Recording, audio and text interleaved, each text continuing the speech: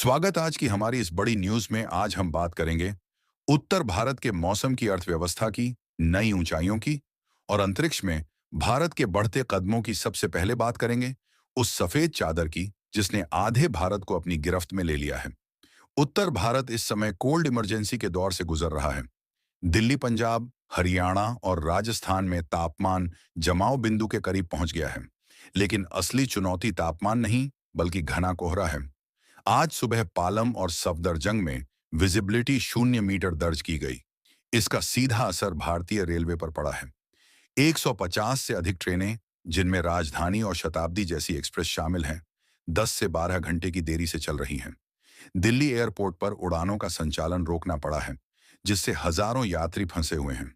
इसके साथ ही प्रदूषण की स्थिति जानलेवा हो गई है। दिल्ली का औसत AQI 450 के पार है। डॉक्टरों ने रेड अलर्ट जारी किया है, खासकर बच्चों और बुजुर्गों के लिए। कई राज्यों ने स्कूलों में शीतकालीन अवकाश की घोषणा कर दी है।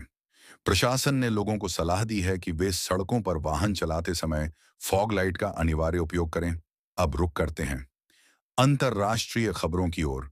आज पूरी दुनिया की नजरें फ्लोरिडा पर टिकी हैं, जहां इजरायली प्रधानमंत्री बेंजामिन नेतन्याहू और अमेरिकी राष्ट्रपति डोनाल्ड ट्रंप एक ऐतिहासिक बैठक कर रहे हैं। इस बैठक के परिणाम तय करेंगे कि गाजा और लेबनान में जारी युद्ध का अंत कब होगा।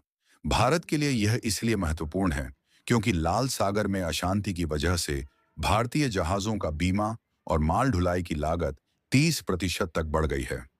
दूसरी ओर, भारत अपनी नेबरहुड फर्स्ट नीति को नई धार दे रहा है।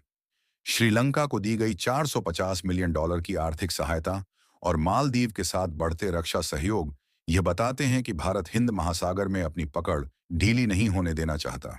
चीन की बढ़ती दखलंदाजी के बीच भारत अब वियतनाम और फिलीपींस जैसे देशों को रक्षा निर्यात भी कर रहा है, जो भारत की नई और आक्रामक विदेश नीति का हिस्सा है। आर्थिक मोर्चे पर आज भारत के लिए एक गौरवशाली दिन है। प्रधानमंत्री नरेंद्र मोदी ने विश्वास जताया है कि भारत इसी दशक में दुनिया की तीसरी सबसे बड़ी अर्थव्यवस्था बन जाएगा। इसकी सबसे बड़ी वजह है सेमीकंडक्टर क्रांति। गुजरात के धोलेरा में टाटा समूह का नया प्लांट अब परीक्षण उत्पादन के लिए तैयार है। यह भारत को चिप निर्माण में आत्मनिर्भर बनाएगा, जिससे मोबाइल, लैपटॉप और कारों की कीमतें आने वाले समय में काफी कम हो सकती हैं। इसके अलावा UPI का वैश्विक डंका बज रहा है। अब आप फ्रांस के एफिल टावर से लेकर मॉरिशस के बाजारों तक केवल एक QR कोड स्कैन करके भुगतान कर सकते हैं। बाजार की बात करें तो भले ही विदेशी पोर्टफोलियो निवेशक बिकवाली कर रहे हों, लेकिन घरेलू निवेशकों के दम पर भारतीय शेयर बाजार स्थिरता बनाए हुए हैं। विज्ञान के क्षेत्र में भारत अब चंद्रमा और सूर्य के बाद शुक्र यानी वीनस की ओर कदम बढ़ा रहा है। इसरो का शुक्रयान मिशन 2026 के मध्य तक लॉन्च होने की संभावना है। यह मिशन शुक्र के सल्फ्यूरिक एसिड वाले बादलों के रहस्यों को खोलेगा। इसके साथ ही भारत का पहला मानव अंतरिक्ष मिशन गगनयान अब अपने निर्णायक दौर में है। हमारे 4 अंतरिक्ष यात्री अपनी ट्रेनिंग पूरी कर चुके हैं। भारत अब अपना स्वयं का स्पेस स्टेशन बनाने की दिशा में भी काम कर रहा है, जिसका प्रोटोटाइप 2028 तक तैयार हो जाएगा। तकनीक की बात करें तो भारत सरकार अब डिजिटल इंडिया एक्ट लाने वाली है। यह कानून सोशल मीडिया और AI के गलत इस्तेमाल, जैसे डीप फेक और डेटा चोरी पर लगाम लगाएगा।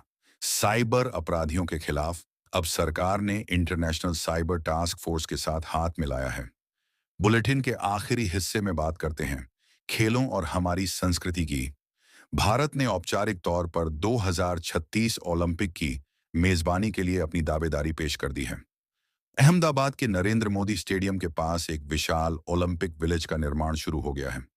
क्रिकेट के मैदान पर टीम इंडिया अपनी नई पीढ़ी के साथ इंग्लैंड के खिलाफ होने वाली टेस्ट सीरीज की तैयारियों में जुटी है। सांस्कृतिक रूप से अयोध्या और काशी के बाद अब मथुरा और उज्जैन में धार्मिक पर्यटन की लहर है। इससे स्थानीय रोजगार में 40% की वृद्धि देखी गई है। और हाँ, चैनल को सब्सक्राइब कर देना। कल फिर मिलेंगे इसी समय नई खबरों के साथ। तब तक सुरक्षित रहें, सावधान रहें। धन्यवाद।